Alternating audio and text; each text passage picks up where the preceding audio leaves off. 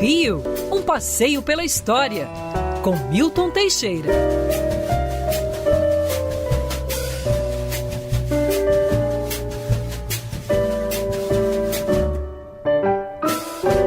Ai, professor Milton Teixeira, quando toca a sua vinhetinha, a gente já sabe que a sexta-feira realmente chegou. Bom dia, professor, tudo bem? Bom dia, Agatha. Bom dia, família Band. Bom dia, queridos ouvintes. Tenham todos uma ótima sexta-feira. Para todos nós, professor. E eu já queria puxar o primeiro assunto, porque esse friozinho vai levar a gente lá para Petrópolis e a gente vai falar da história do Palácio Quitandinha. Que delícia que é a cidade de Petrópolis, principalmente para visitação, né, professor? Para você ali saber muito mais da história, né? Com certeza. Eu conheci muito o Quitandinha e me hospedei nele. Meu tio tinha um apartamento no Quitandinha. Eu passava meus verões lá e conheço aquele palácio com uma palma da minha mão. Foi muito divertida a minha infância lá. O Quitandinha foi, na sua época, o maior cassino do mundo. E ainda hoje é um dos prédios mais volumosos do planeta.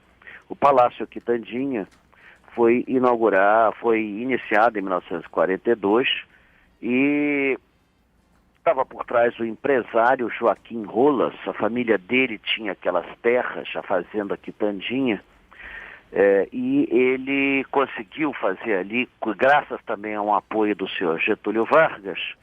Para você ter uma ideia, para fazer o lago, até a areia da praia de Copacabana foi levado para lá. E o projeto foi de um italiano que, depois o Brasil está em guerra com a Itália, aportuguesou o nome para Luiz Fossati, era Luigi Fossati. Grande mudança, né? E todo o interior do Quitandinha foi projetado num estilo neo-rococó pela cenógrafa de Hollywood, Dorothy Draper, inspirado nas igrejas de Minas Gerais e nas obras do Aleijadinho.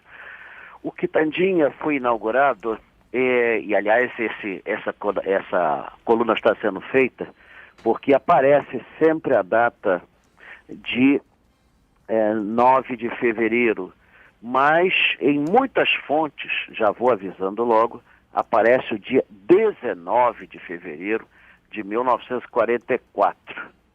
Então, tem essa dualidade de datas, assim.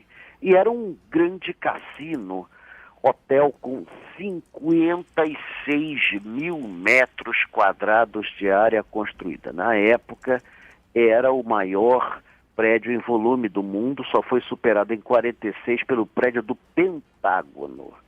Alguns dos seus salões estavam entre os maiores da América Latina. O pé direito do salão de acesso à cúpula tinha 16 metros de altura. Tudo era assim colossal, monstruoso. Projeto do engenheiro Antônio Alves de Noronha. E toda a estrutura do Quitandinha era reforçada para que ele fosse possível de ser convertido em abrigo antibombas. Logo na inauguração houve uma briga do irmão do Getúlio Vargas na mesa de jogo, porque ele era um perdedor compulsivo. Aliás, Boechat contava essa história, né? Ele era um perdedor compulsivo e ele saiu na pancada lá com o cara. Imagina, brigar com o irmão do presidente. Então foi logo um começo assim excepcional. Os ambientes eram luxuosíssimos, a cozinha era a maior do mundo, dava a volta em todo o prédio. Os garçons podiam ter acesso a qualquer salão sem cruzar com os corredores sociais. O corredor de acesso à cúpula tinha lustres da Tiffany. Aliás, estão lá os lustres da Tiffany. Chique, hein? Maravilhosos. Obras de arte de grandes mestres, o mobiliário riquíssimo, altamente confortável, e que eu me divertia fazendo montanha-russa naquelas coisas. Eu botava... Até hoje lá você tem na sala de correspondência um vaso todo colado. Eu quebrei este vaso. Que isso, quando professor. tinha 7 anos de idade.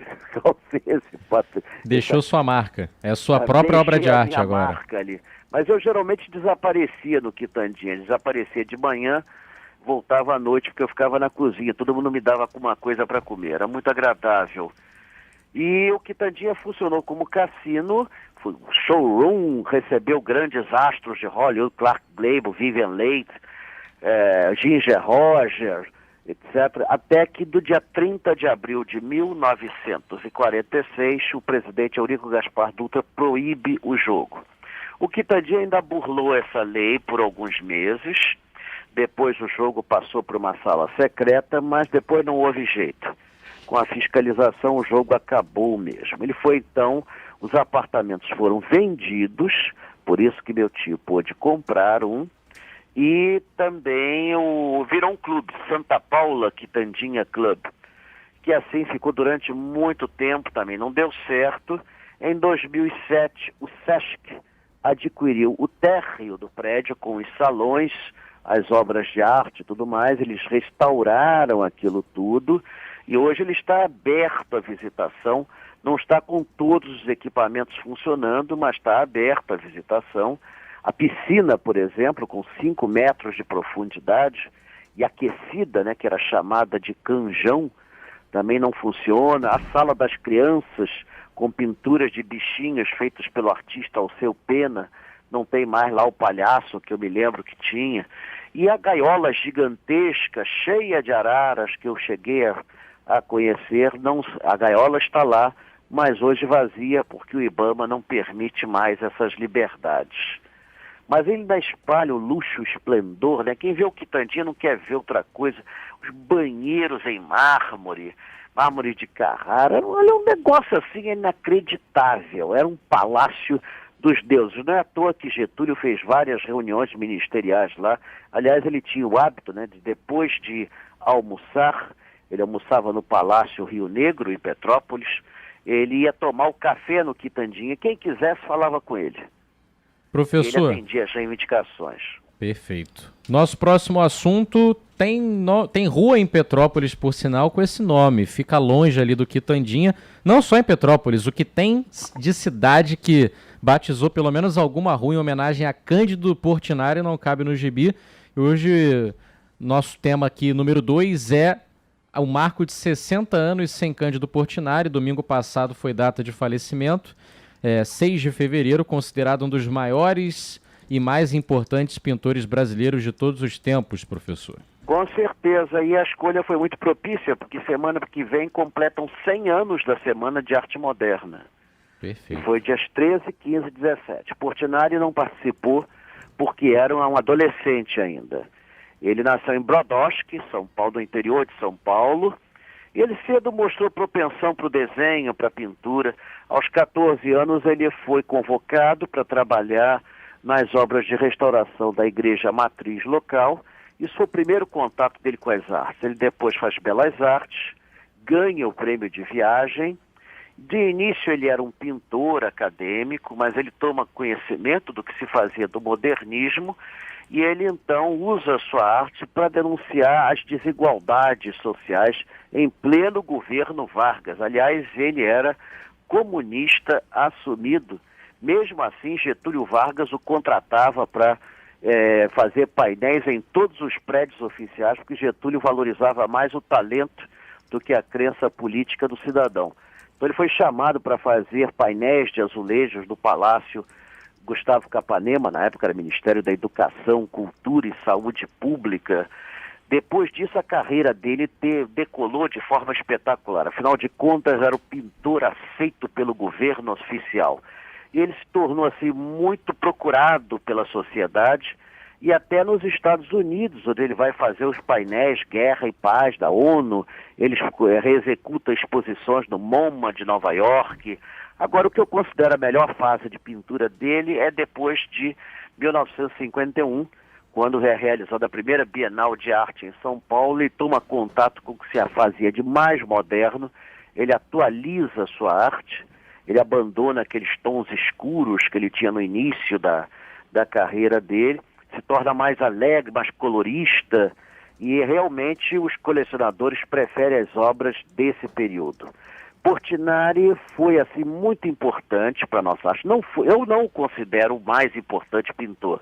De Cavalcanti é 10 vezes mais importante que ele, mas ele foi fundamental para que o brasileiro aceitasse a arte moderna, que até então isso não acontecia. Portinari também foi um dos raros artistas brasileiros que teve toda a sua obra catalogada pelo projeto Portinari, desenvolvido pela PUC-Rio com apoio da família, depois de muitas falsificações, inclusive em livros de história da arte. Depois que o Portinari morreu, começou a aparecer obra falsa de Portinari em tudo quanto era lugar. Então eles realizaram o projeto Portinari, que catalogou toda a obra do artista. Hoje, qualquer obra que não esteja referendada com aval do projeto Portinari é provavelmente um Portinari falso. E o Museu de Belas Artes recebeu recentemente uma doação de 300 desenhos de Portinari, que beleza. Quadros a óleo, etc. Nós temos aqui um acervo muito bom, tem em São Paulo também. Ele foi, assim, um artista que marcou a época e morreu por causa do seu patriotismo. Usava tintas brasileiras que usavam muito chumbo. Ele morreu envenenado em consequência do chumbo. Caramba. Poderia ter vivido muito mais. Foi também um político ativo do Partido Comunista, inclusive se candidatando a senador.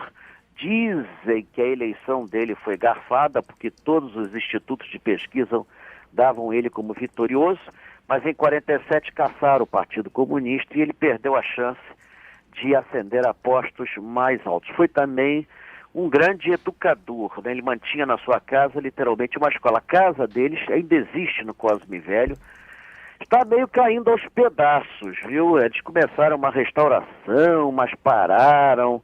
É uma pena, porque aquela casa é uma casa importante historicamente e foram encontrados painéis debaixo das repinturas na parede que são muito interessantes.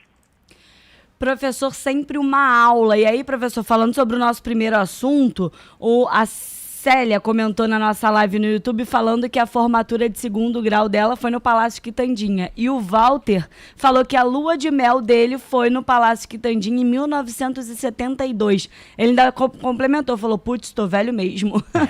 Mas tá aí, pessoal com boas lembranças do Palácio Quitandinha, professor. Pois é. Eu tenho boas lembranças do Quitandinha. Ele ainda está muito bonito. Não tem mais aquele glamour que eu cheguei a pegar ainda. Afinal de contas, era um clube privê. Quando eu fui, não funcionava mais como cassino, mas ele ainda está com parte dos móveis originais, os salões magníficos. Nossa, para você ter uma ideia, a sala de jantar tem os maiores lustres. O lustre do hall é considerado um dos maiores do mundo. A sala de conferências tem um lustre bronze, que é considerado um dos maiores do mundo. Então, tudo do Quitandinha é superlativo. É preciso conhecê-lo. Com certeza. E é uma senhora visita, então vale muito a pena. Aproveita, passeia ali. Quem sabe a Band não faz um passeio lá? Bem, professor. Por sinal, sabe o que é importantíssimo conhecer também, Agatha? O passeio do professor. Vamos à nossa agenda para saber o que tem pela frente, virtual, presencial. Vamos fazer nesse mês ainda um passeio virtual. Ótimo. Deve ser na última sexta-feira, dia 25, véspera de carnaval. E vai ser sobre a história do carnaval brasileiro. Deve ser em torno de meio-dia. Estou esperando apenas a confirmação do Marcos Lacerda para ser esse dia ou se vai se fazer antes. Mas provavelmente será dia 25. Assim, porque por enquanto nós estamos vetando passeios presenciais por conta das aglomerações. Você tem uma lei que proíbe aglomerações. Você sabe, os passeios da Band iam 300, 400 pessoas, eu seria denunciado na hora. E não daria certo. Amanhã ainda estou na feira da Praça 15, vamos vender a última relíquia que eu tenho da escravidão, a espada do Capitão do Mato. Uma preciosidade. Aí, tá vendo? Não, se fosse você ouvinte... prendia os escravos. Hoje os escravos são os professores. Professor, você volta na semana que vem. A coluna tá lá no nosso site, bandnewsfmrio.com.br. A de hoje, já, mais tarde, vai estar por lá também. Professor, obrigada pela aula de sempre. Obrigado, tenham todos um ótimo fim de semana.